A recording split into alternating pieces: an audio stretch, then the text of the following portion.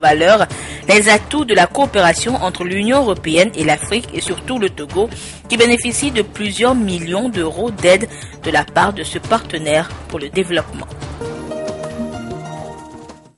Voilà pour les grandes articulations de cette édition. À toutes et à tous, bonsoir et merci de nous rejoindre pour le 20h sur la télévision togolaise.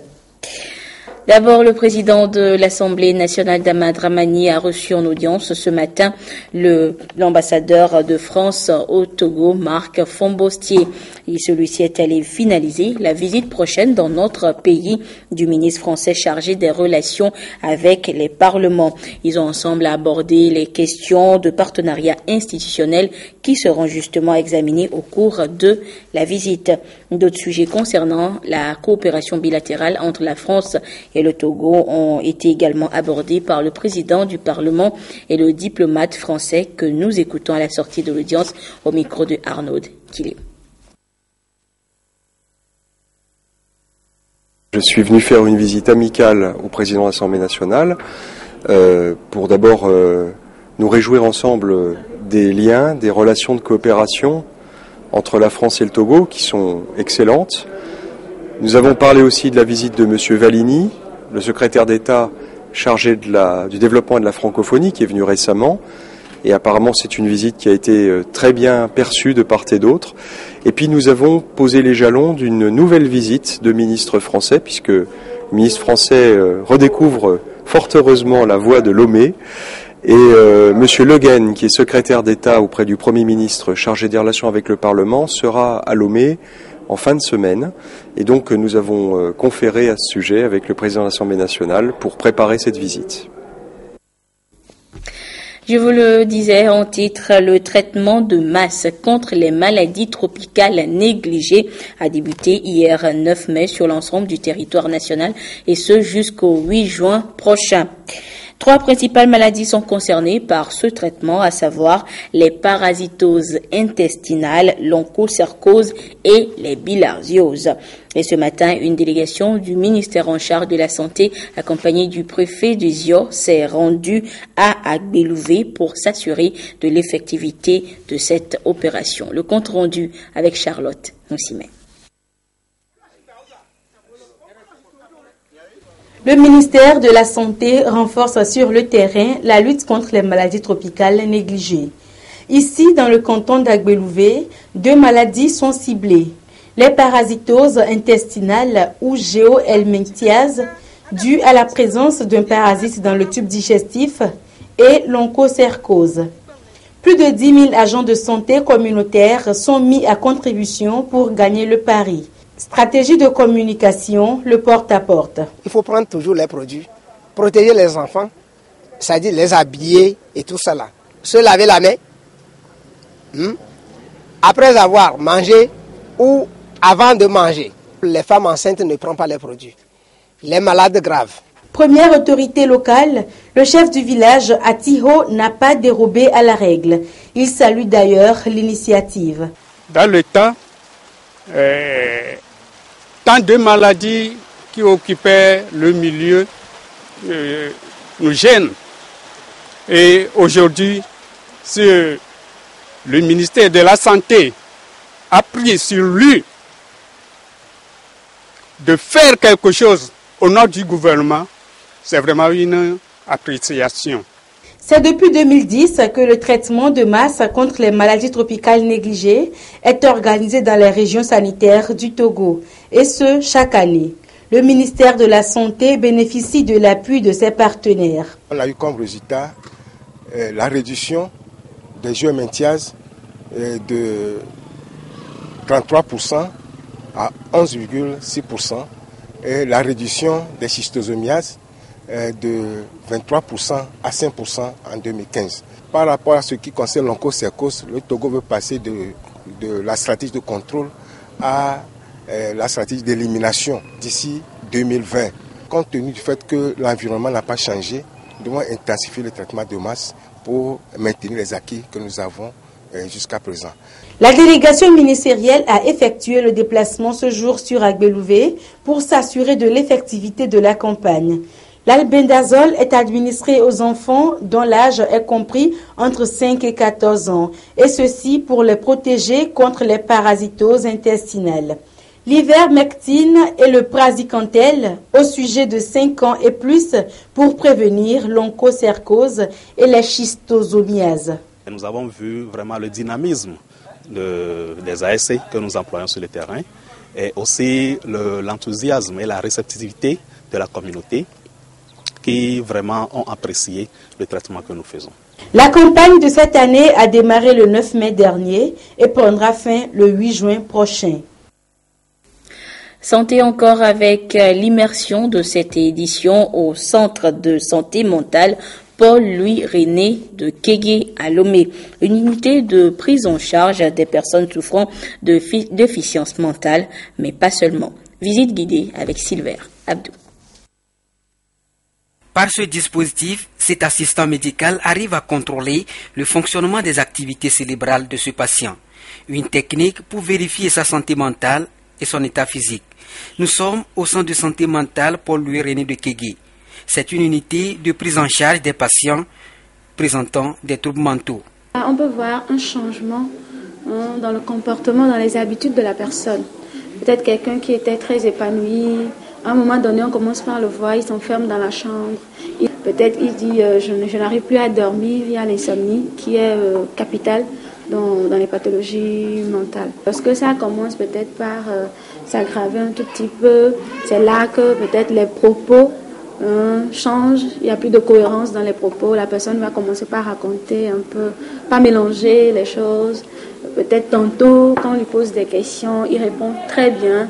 Tantôt, on sent que non, il y a quelque chose qui ne va pas. Une fois le mal diagnostiqué, le patient bénéficie sur place des soins et d'un accompagnement hospitalier pour sa stabilisation. Depuis sa création en 2013, plus de 1300 cas psychiatriques ont été enregistrés, dont 126 cas liés à la consommation de la drogue et bien d'autres substances.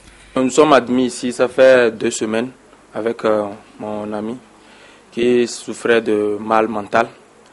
Mais bon, actuellement, je pense que depuis que nous sommes là avec la prise en charge de toute l'équipe du centre, je pense que sa santé s'améliore tout doucement.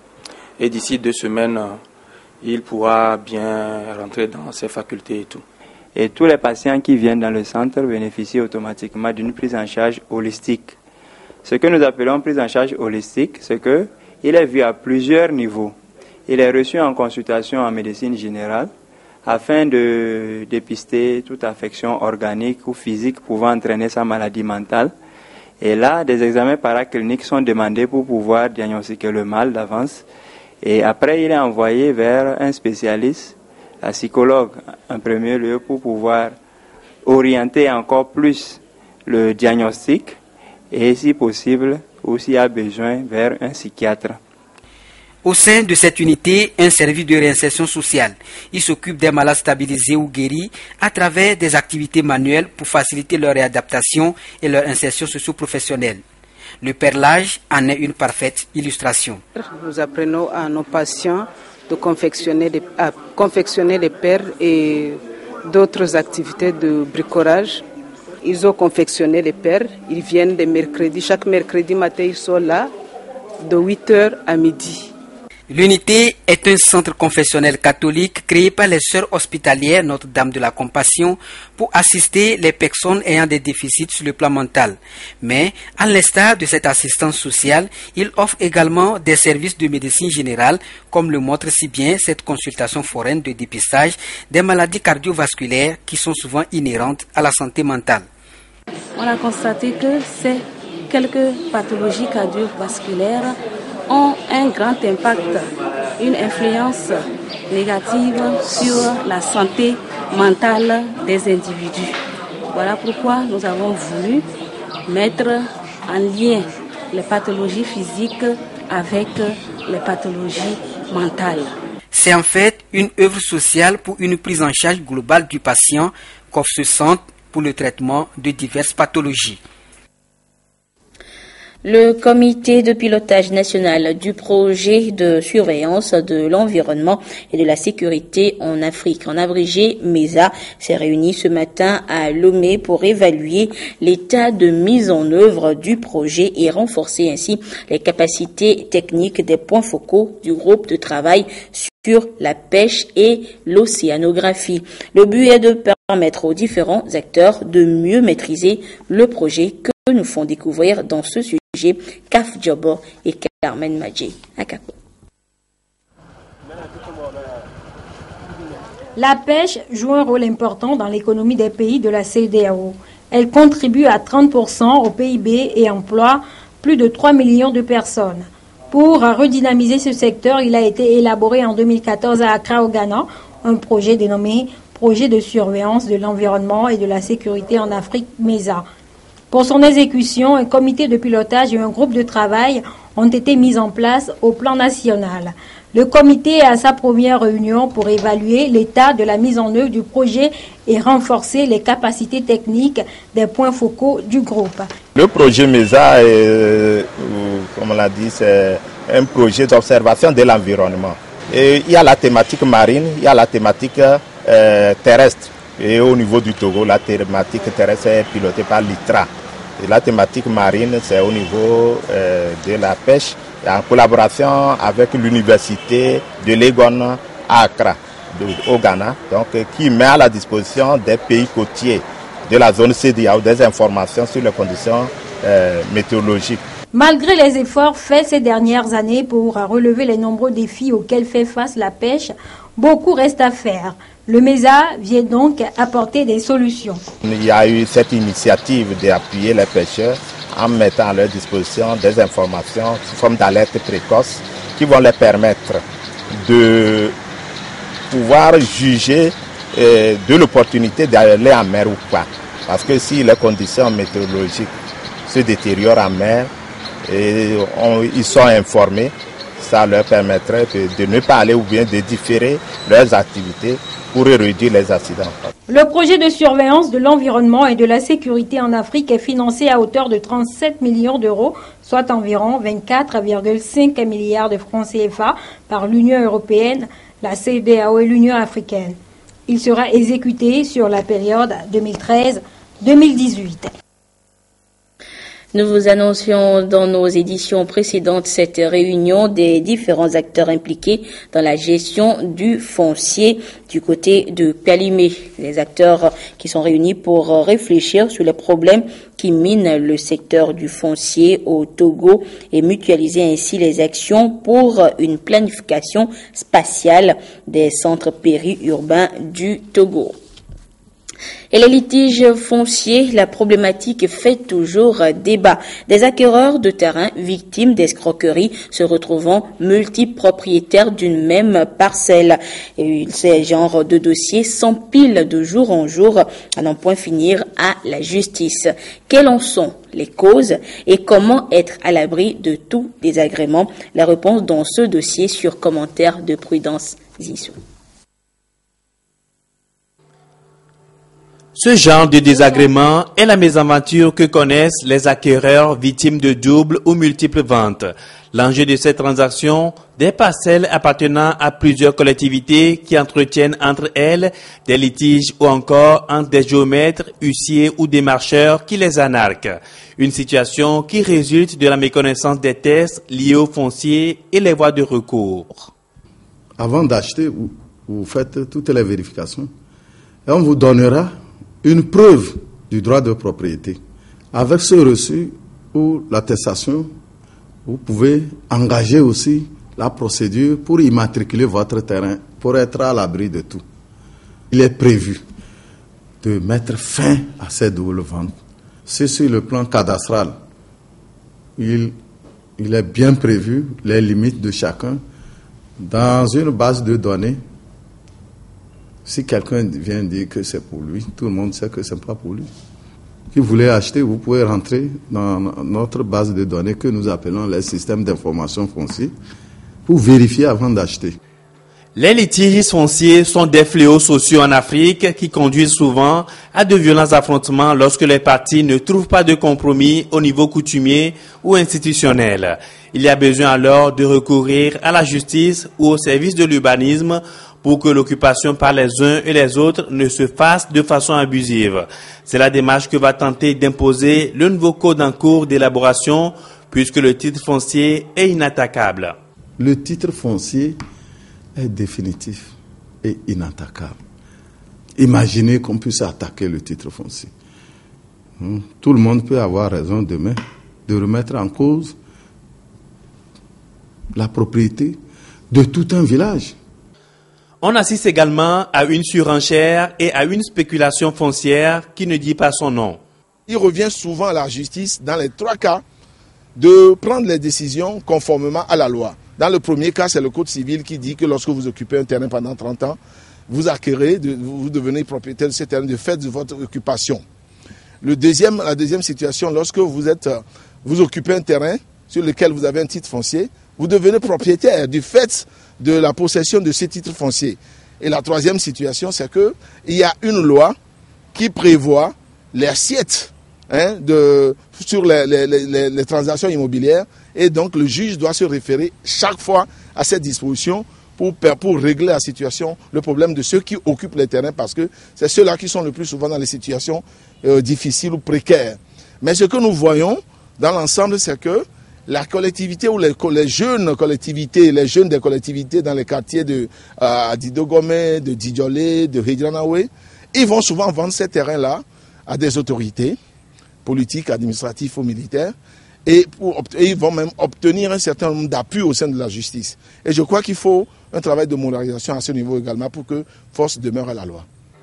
Pour éviter l'insécurité et les anarques au niveau du foncier, il serait judicieux de recourir au service domanial et à la justice pour régler tout différend en attendant l'adoption du nouveau code foncier togolais.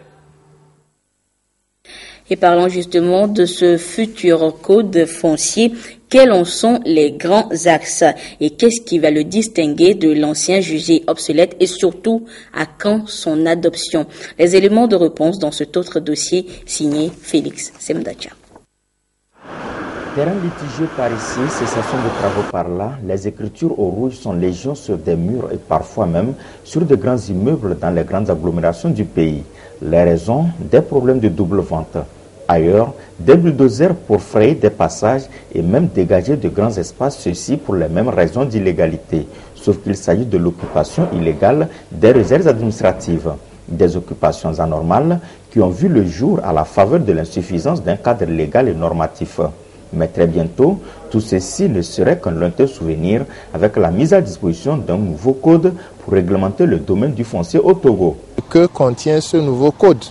Il fixe d'abord le cadre normatif. Quelles sont les normes maintenant à appliquer au foncier, puisque vous savez que c'est ça qui crée des problèmes. Les nouvelles normes à appliquer au foncier pour éviter les dérapages. Ça fixe aussi le cadre institutionnel. Quelles sont les institutions qui doivent pouvoir bien gérer pour qu'il n'y ait plus de problèmes. Et enfin, le cadre législatif. Quels sont les tests à appliquer? En ce cas-là, lorsque tous ces tests et puis documents et institutions seront mis en place, eh bien, ce nouveau code foncier doit pouvoir vous permettre de bien contrôler l'action et les interventions des uns et des autres sur le foncier. Ça vous permet d'abord de définir clairement ce que c'est qu'une réserve administrative et quel est son mode de gestion, de définir clairement le mode de gestion des ressources naturelles inhérents à un domaine donné, de fixer définitivement les limites et la consistance du domaine foncier national. Il lutte aussi contre l'accaparement des terres rurales. Il définit donc des mécanismes pour lutter contre ça. Et également, ce nouveau code-là permet de créer des associations foncières qui permettent donc de valoriser la terre. Contrairement au précédent texte en vigueur dans le pays, ce sera un document qui présentera bien des gages pour toutes les parties. L'ancien code fixe les procédures à adopter pour avoir un titre foncier qu'il considère comme point de départ de tout droit de propriété. Mais la procédure est tellement longue que vous-même, vous vous en plaignez tous les jours. Puisque c'est vous-même qui allez faire les démarches, d'abord auprès du propriétaire terrien, auprès des géomètres, ensuite auprès de l'État. Ce nouveau code demande à l'État plutôt de prendre les initiatives et de présenter ça au propriétaire. Est-ce que vous voyez? Donc c'est un partenariat public-privé que l'État est en train d'initier pour accélérer les choses. Ça, c'est la première différence. Deuxième différence, l'ancien code foncier ou bien l'ancien décret qui sert de code foncier ne donne pas la consistance du domaine foncier national. C'est-à-dire les endroits où l'État a des prérogatives fixes là et qu'aucun individu ne peut rentrer si l'État ne l'autorise. On ne connaît pas les contours.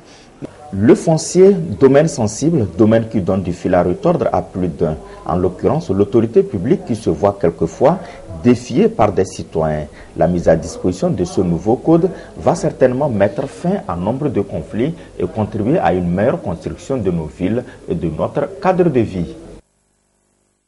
Le ministre de la Défense et des anciens combattants porte à la connaissance du public qu'un concours d'entrée à l'école de formation des officiers des forces armées togolaises et FOFAT ouvert aux candidats des deux sexes aura lieu les 28, 29 et 30 juin 2016 à l'école de la gendarmerie nationale dans l'enceinte de la gendarmerie nationale de Lomé. La sélection des candidats se fera après étude de dossiers et les conditions de candidature, la composition des dossiers, le dépôt de ces dossiers et la date limite de dépôt sont à consulter dans le quotidien Togo Presse. Mais il est à noter que pour tout renseignement complémentaire, s'adresser à l'état-major général des forces armées togolaises, division formation à Agoué, à Sieyé, boîte postale 938 Lomé, téléphone 22 50 11 61, poste 8258. La suite de cette édition à présent, hier 9 mai a été célébrée la journée de l'Europe à travers le monde. Et au Togo, c'était la résidence de la délégation de l'Union européenne à Lomé que la dite journée a été célébrée. Et c'était en présence de plusieurs personnalités du corps, membres du corps diplomatique et du gouvernement togolais. Et le moment était au discours également sur l'excellence de la relation de coopération entre l'Union européenne et notre pays. Le compte rendu avec Eric Djanikbor et Pierre Sosoupo.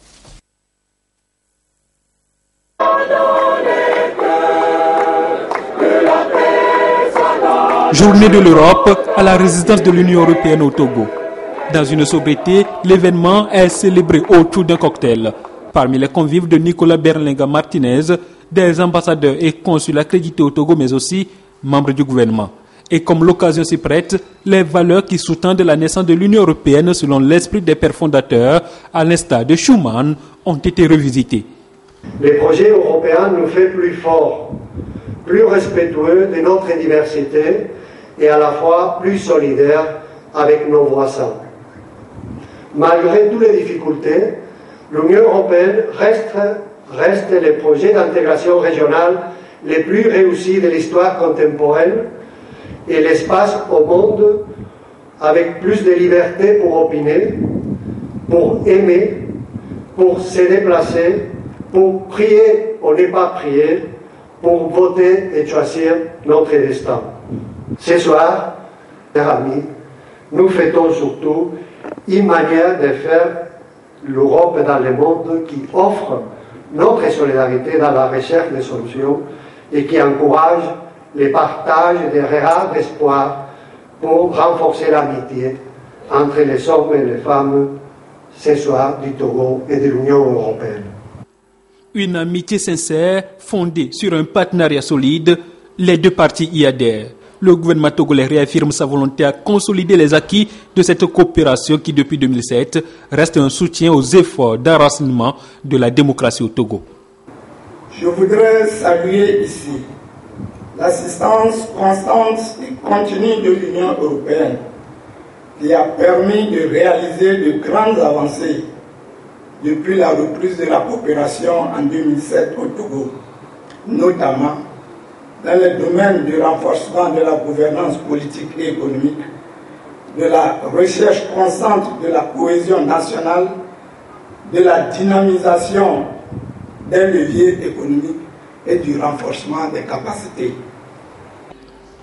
À cette soirée de la 66e anniversaire de la déclaration de Schuman, l'Union européenne et le Togo ont réitéré leur engagement à faire face aux menaces de tout genre qui planent sur les pays d'Afrique et ceux de l'Occident, notamment le terrorisme qui ne cesse de saper les efforts de paix, de l'intégrité et du bien-être social. Également dans l'actualité de ce mardi, cette formation de 4 jours des responsables syndicaux, ceci pour une meilleure organisation et structuration des syndicats dans notre pays. Ils vont ainsi à l'école d'une nouvelle forme de syndicalisme. Le compte rendu avec Roberta Olympio et Esther Laclé.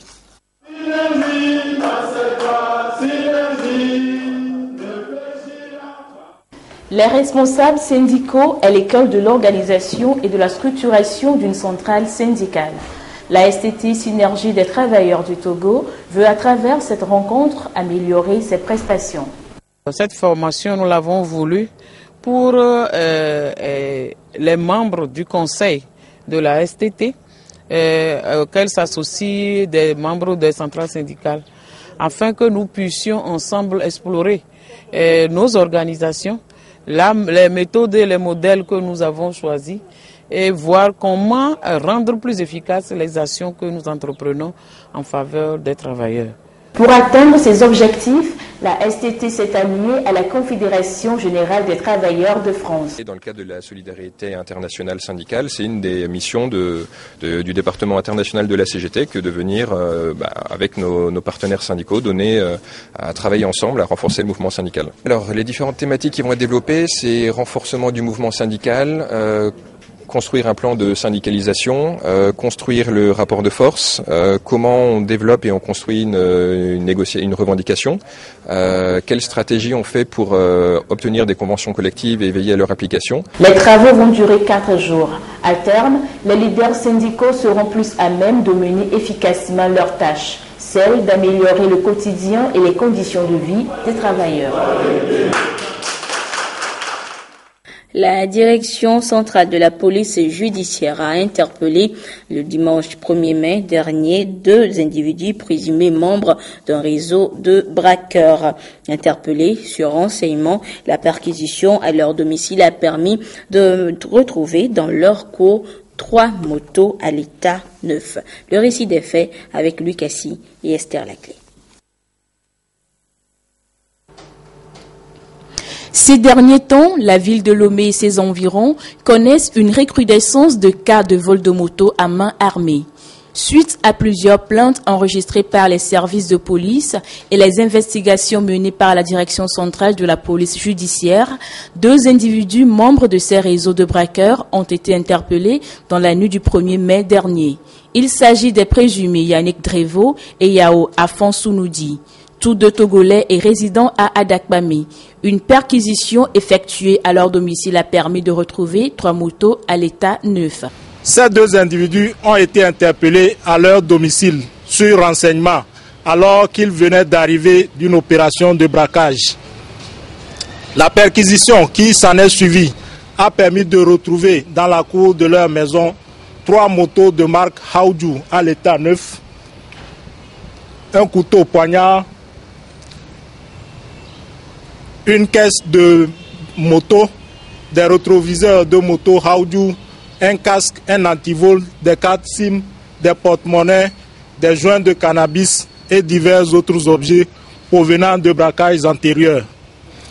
De leurs auditions, il ressort que les nuits, ces individus sillonnent les artères de la ville de Lomé à la recherche de leur proie. Dès qu'ils identifient une potentielle victime, celle-ci est discrètement suivie jusqu'à un endroit obscur non animé. Ils se portent à hauteur de la victime et la déséquilibrent à coups de pied. Une fois la victime à terre, sous la menace de leur couteau poignard, ils lui arrachent sa moto et autres biens. Ces deux individus sont bien connus des services de police pour avoir fait plusieurs fois la prison pour des faits similaires. La population est appelée à plus de vigilance et à collaborer davantage avec les forces de l'ordre pour démanteler ces réseaux de braqueurs et de malfaiteurs. Plus que quelques jours avant le démarrage des épreuves écrites du baccalauréat, première partie communément appelée probatoire. Pour cette phase terminale, l'heure est au dernier réglage. Cours de rattrapage par-ci, séance de révision par-là. Une de nos équipes de reportage a rencontré certains candidats et leurs professeurs au lycée de Tocoin qui expliquent comment ils vivent cette période de sorte de mise au vert. C'est un dossier signé Serge Tastom, Viviane Souvi, présenté par Carmen Madji Akako. Dernier virage pour les candidats à l'examen du baccalauréat première partie Bac 1. Juste une semaine pour se préparer à affronter les épreuves qui se dérouleront du 17 au 21 mai 2016. Ici, dans l'enceinte du lycée de Tocoin, les apprenants font les derniers réglages. Dans les matières, je vois que la SPT me gêne moi un peu, mais par rapport à mon effort, ça va déjà. Je crois qu'à l'examen, je peux mieux faire. Je n'arrivais pas à faire l'allemand et la mathématique, en plus la SVT. Mais maintenant, je crois que ça va dans la mathématique, la SVT, mais il reste un peu allemand. Maintenant, je suis là pour affronter le défi et c'est ça qui importe. Je suis assez prête pour affronter les épreuves quand même, mais je suis un peu stressée par rapport à comme l'examen est proche là, on doit être stressé. Les enseignants de leur côté ont tout mis en œuvre pour achever le programme de l'année. Tous les chapitres ont été parcourus dans leur ensemble. Également, des cours de rattrapage de mise à niveau sont programmés pour accompagner les candidats. La chance pour cette année, c'est qu'il n'y avait pas de grève. Ce sont les grèves qui font que nous avons des problèmes pour finir nos programmes. Les enseignants sont mis à la tâche et nous avons fait le meilleur de nous-mêmes. Et au cours de la réunion, on nous a encouragés à regrouper même les élèves qui ne sont pas nos élèves et à leur expliquer les chapitres qui n'ont pas bien maîtrisé au cours de l'année. Nous avons fait de notre mieux, nous en tant qu'enseignants, nous avons fait de notre mieux. Eux aussi, vers la fin, on constate que la plupart d'entre eux commencent à s'assagir. Et bon, les lacunes, nous ne pouvons pas dire que nous les avons totalement éradiquées, mais nous sommes dans l'espoir, ça va aller. C'est relativement une période déterminante pour les retardataires pour bien affronter les épreuves. Les révisions, tard dans la nuit, sont déconseillées, histoire de donner beaucoup plus de chance à la santé avant le jour J. Cette série de communiqués pour terminer, d'abord celui de l'Office togolais des recettes OTR qui porte à la connaissance des contribuables qu'il est organisé sur toute l'étendue du territoire national à compter de ce mardi 10 mai 2016, une vaste campagne de contrôle de la facture normalisée conformément aux dispositions des articles 963 bis et suivant du Code général des impôts. Ce contrôle vise à s'assurer de l'utilisation effective de la facture normalisée par les opérateurs économiques. À cet effet, il est demandé à toutes les entreprises qui seront visitées de réserver un bon accueil aux équipes de contrôle. L'OTR compte sur la compréhension et la collaboration de tous pour le bon déroulement de cette opération. Et de son côté, de leur côté, la Société togolaise des eaux TDE et la Société de patrimoine eau et assainissement en milieu urbain et semi-urbain SPO informe la population de la ville de Lomé que dans le cadre de l'exécution du projet d'amélioration en eau de la ville de Lomé, des travaux de renforcement de la capacité de la station de production d'eau de Kakaveli vont se dérouler sur la 10 stations durant la journée du jeudi 12 mai 2016. L'exécution de ces travaux ayant pour but d'améliorer à terme la desserte en eau de la population va engendrer des perturbations dans le service d'eau potable dans la ville de Lomé. Toutefois, la TDE et la SPO rassurent la population que tous les moyens seront mis en œuvre en vue du rétablissement rapide du service dans les meilleurs délais. Et voilà, c'est sur ce communiqué donc que se referme cette édition. Merci à vous qui l'avez suivi un peu partout grâce à la télévision togolaise. Excellente suite de nos programmes. Au revoir.